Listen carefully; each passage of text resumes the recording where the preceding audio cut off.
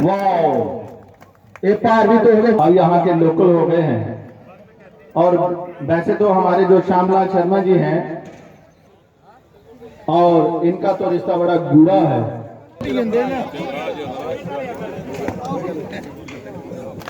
साहब इधर आओ, सेंटर से बना, इधर से पीछे से खोले, थोड़ा खोले के रिश्ता हुआ। क्या कहा? अखरे जुआई है हमारे श्यामलाल जी, आपने सुनिया है ना? जोर से तालियां। वाह, क्या बात है। ये लो बावे भी पाए। वाह, एक बार फिर से, क्या बात है। जेडीओ साहब की बहुत पहले ही नहीं कि बुआइए ना सुन नहीं भाई और होना शायद उस रिश्तेदारी ये नाराज ये गिल्ली जी है, आप जानते हैं। मेरी जड़ी है, मैं नहीं पा वो कुत्ते है पटका, पटका ले आओ। पंचायत बीजेपी का ये पड़ गया। भारत माता की, भारत माता की, भारत माता की।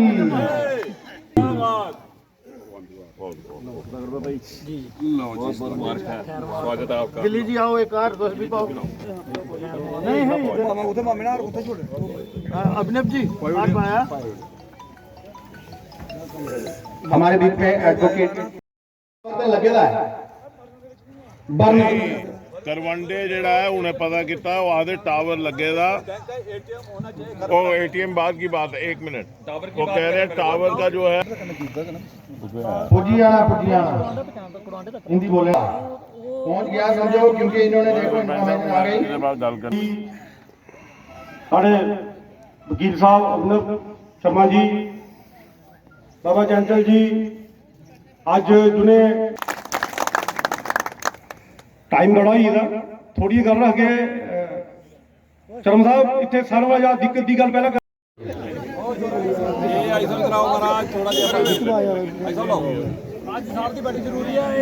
हाजी साहब इधर आओ। हाँ हाजी साहब की इधर बेच खड़े रहो। हाजी साहब इधर आइए, इधर आओ हाजी साहब।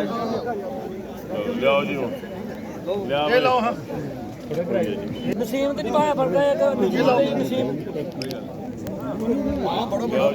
बाबा ले आओ। ले आओ बड़ा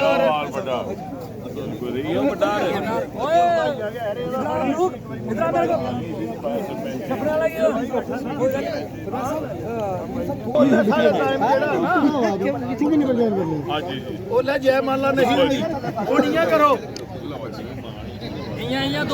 भारत माता की जय, भारत माता की जय, भारतीय जनता पार्टी जिंदाबाद, भारतीय जनता पार्टी जिंदाबाद।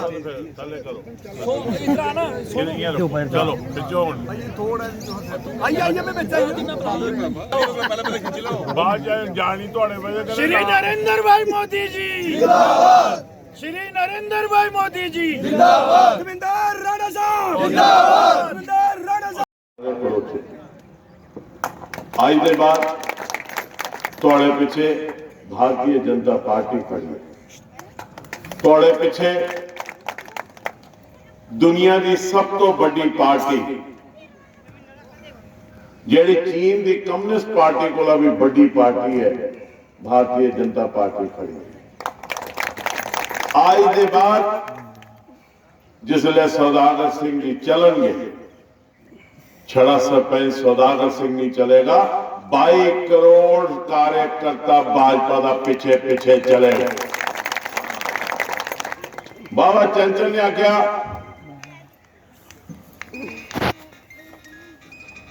जी गल की कितने गंद जड़ा पवागा या होर मसले, बाबा जी ये मसले जड़े हैं ये अगर हल नहीं कर सके तो थोड़े को करोड़ सामने नहीं आऊगा।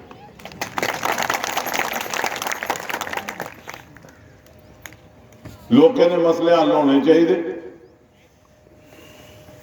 असें जेड़ी पद्धति प्रणाली सीखी श्यामलाल जी और मैं, ਉਹਦੇ ਇੱਕੋ ਮੰਤਰ ਹੈ संगठन की मजबूत करना और लोगों की सेवा करना। अगर सियासत च आए हो, असें एको काम सीखा कि गोडे के थले दिखना, गोडे के उपर चढ़ना ही नहीं। गोडे के थले रहो, लोग दबाई दबाई दबाई दबाई चिकी चिकी चिकी चिकी इन्ने चिकेगा जिन्ने भारे होइए कि रस्ता बनाने की इजाजत।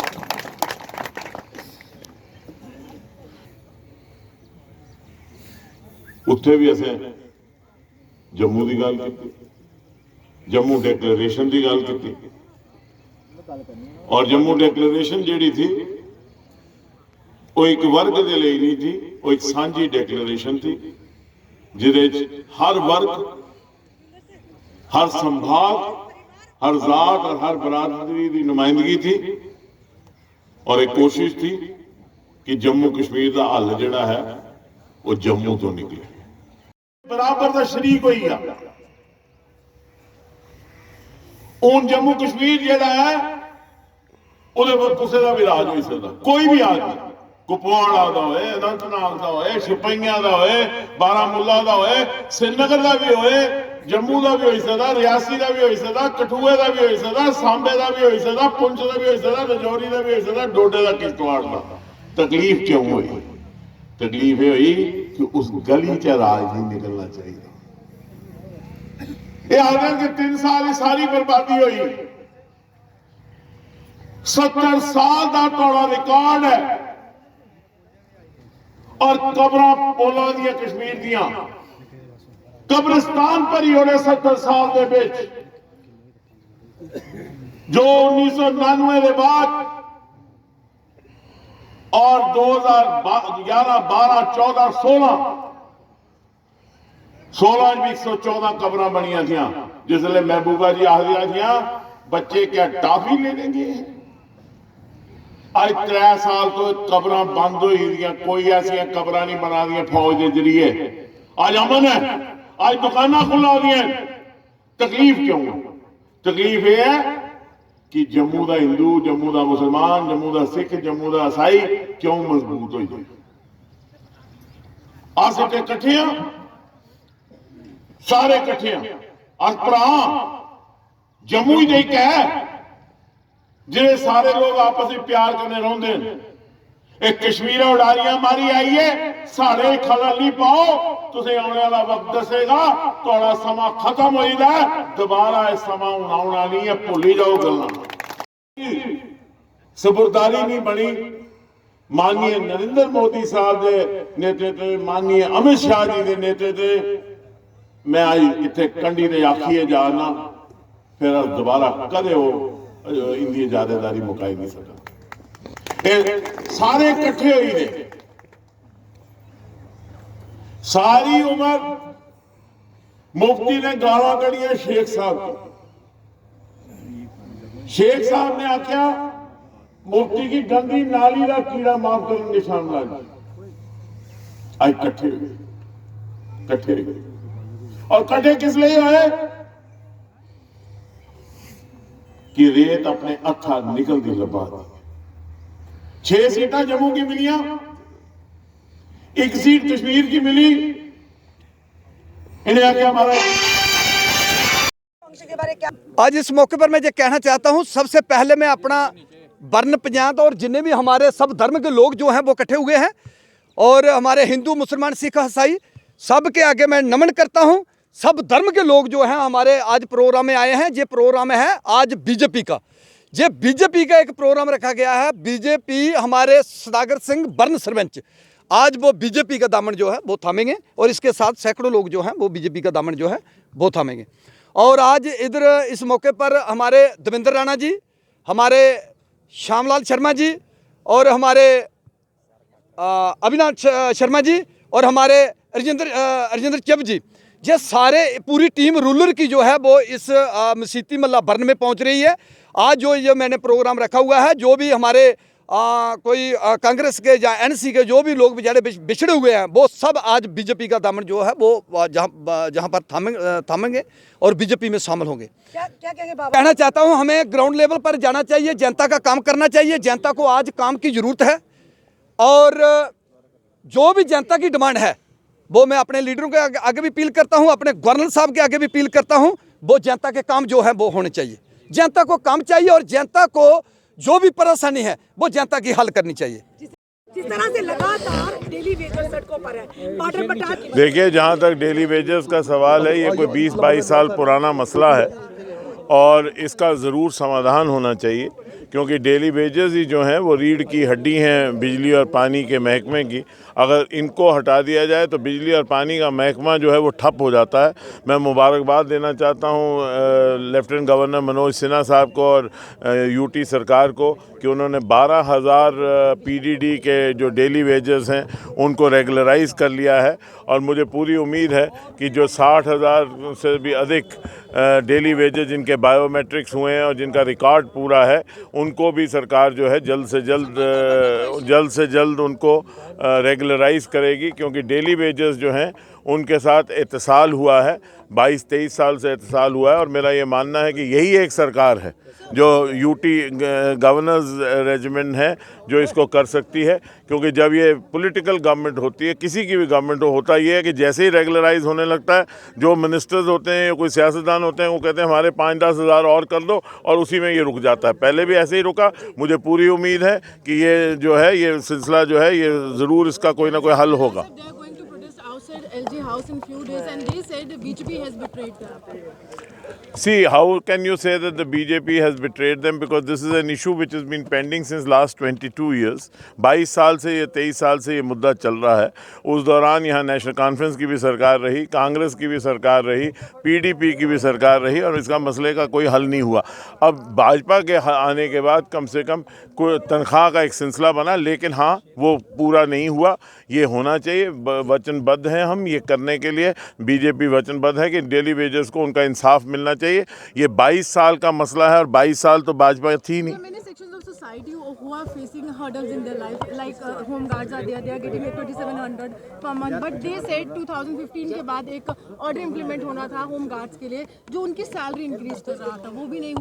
Those issues, the party is taking due consideration of those issues, and I'm sure all the issues will be resolved because the government is sincerely working towards the resolution of these issues. अब यही तो परेशानी है कि आप वो नहीं देखते कि जो 5,000 लोगों की असामियाँ 8,000 की उन्होंने गवर्नर साहब ने की, जो सब इंस्पेक्टर्स के मुद्दे थे वो हल किए, 800 असामियाँ थी 1200 की, पहली बार मेरे ख्याल 1200 सब इंस्पेक्टर्स की भर्ती हो रही है।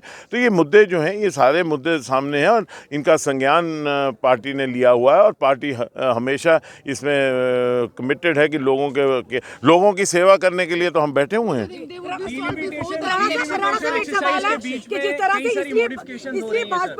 डिलिमिटेशन की एक्सरसाइज के बीच में कई मॉडिफिकेशन हुई हैं, आपका क्या टेक है इसके ऊपर? Delimitation is a work in progress, और जहाँ तक डिलिमिटेशन का सवाल है, डिलिमिटेशन जो है वो एक कॉन्स्टिट्यूशनल निष्पक्ष और ज़िम्मेदार अदारा है, जो कि एक बिल्कुल निष्पक्ष अदारा है जिसने तथ्यों के आधार पर डिलिमिटेशन कर रहा है।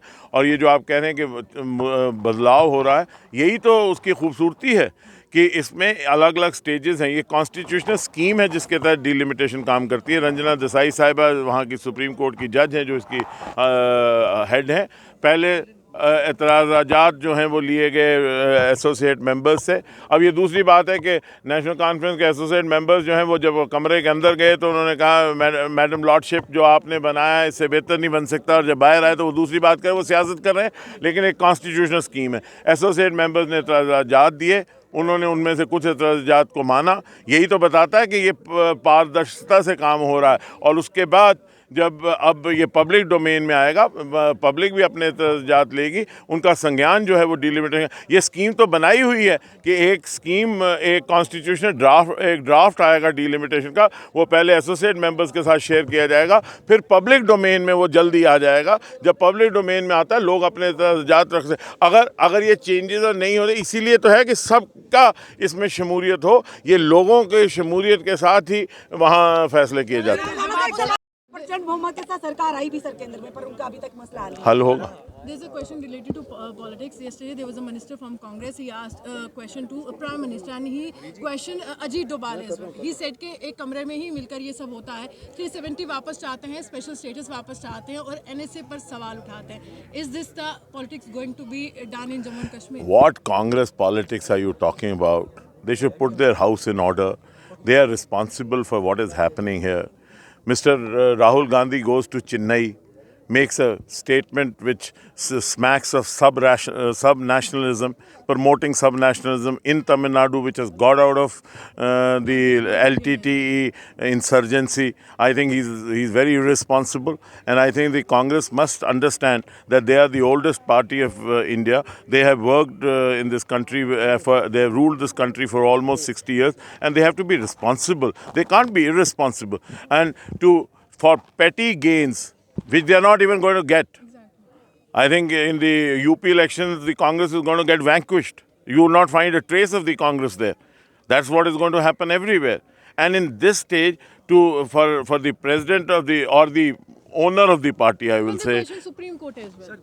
I think to comment about Rahul Gandhi is, I think. Talking about Babu Singh, he was a former minister. Babu Singh must be, I don't know who Babu Singh is, but whoever he is, he must be the chela of Rahul Gandhi. So if Rahul Gandhi has not matured, how would the chela mature?